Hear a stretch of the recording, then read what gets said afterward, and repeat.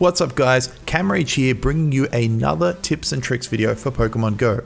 So I'm going to focus on the battles and gyms this time. Firstly, I just want to thank all of you for the warm reception on the other video. It's been doing really well, and if you haven't seen it you can check it out here, but thank you so much for your support so far. So let's start with teams. Once you reach level 5, you will be asked to choose between 3 teams: Team Mystic, Team Instinct, and represent Team Valor. This is your worldwide faction. As I mentioned in my other video, you want to isolate your 6 strongest Pokemon for battle, and you can do this by sorting your Pokemon by combat power in the menu. For now, focus on this, but as you progress as a trainer, you may want to have more than 6 you invest your time and effort into. I'll get into this later in the video. Keep in mind there is a level cap of 50, so eventually everyone will be able to reach this and the Pokemon battles will even out a bit more. At the moment, it does seem whoever has the highest trainer level is benefiting the most, but it's just early days, so just keep going with it, keep training and just keep collecting. Okay, so what is a gym and how does it work? You will see gyms on your map. They appear just like any other Pokestop would. The color of the gym represents which team currently controls it. So you tap on the gym to bring up its interface. The gym's level will dictate the amount of Pokemon the possessing team can dock in there.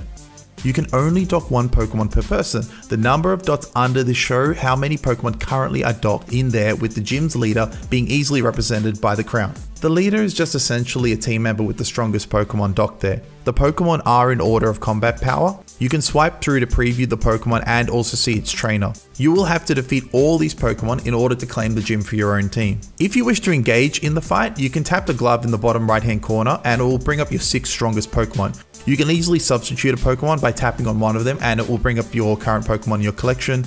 You tap on one and of course it will replace it. Okay, so now you've entered a battle. I won't get into the obvious interface elements of the battle such as health and combat power, but the notable buttons are the ones in the bottom right, which is flee and switch Pokemon respectively. The bar to take note of most though is the bar under your Pokemon's health.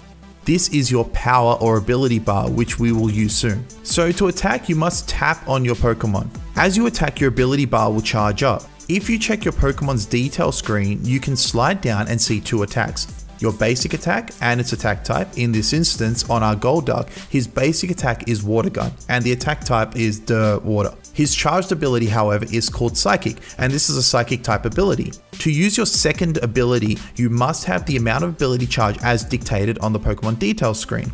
Once you have enough, tap and hold down on the Pokemon, and the move will be executed. The number to the right of the move indicates its attack power. As you can see, Psychic has a higher base attack than Water Gun. So normally this will do more damage to an opponent. However, in my previous video, remember I mentioned Pokemon types. Well, certain types are resistant or weaker to others. So for example, my Water Gun attack would not be effective against a grass type Pokemon. However, my Water Gun attack would be super effective against a fire type Pokemon. Even normal Pokemon have a weakness, which is the fighting type. Just remember that the attack takes into account the opponent's Pokemon type that it is. Some Pokemon are 2 types, such as Bulbasaur, who is grass and poison, but some Pokemon like Charmander are just 1 type, like fire.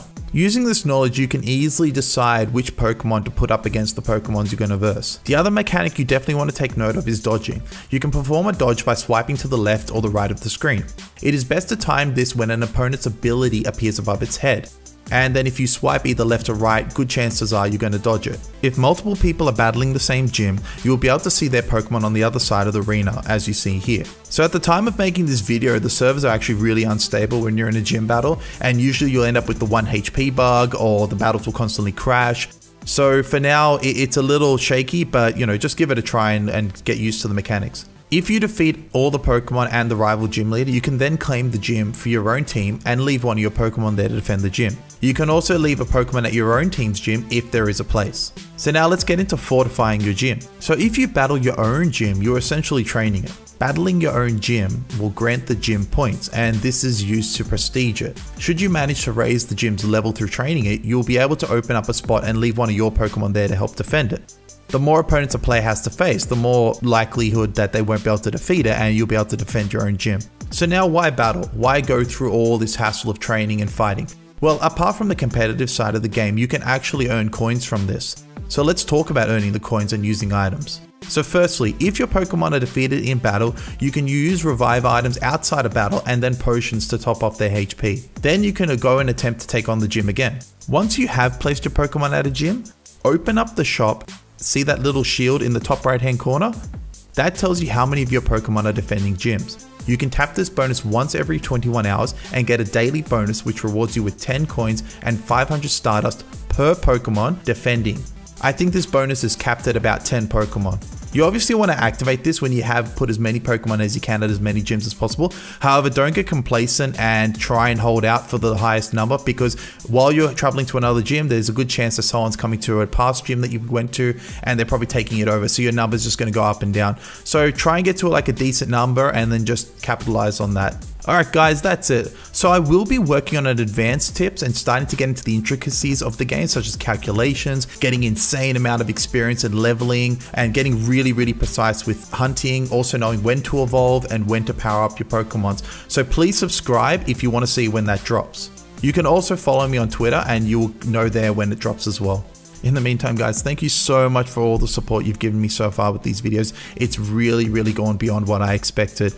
If you're able to share, like, comment, or subscribe after watching this video, I would absolutely appreciate the hell out of you for it. So that's it for now guys, and I'll catch you next time on CamRage TV.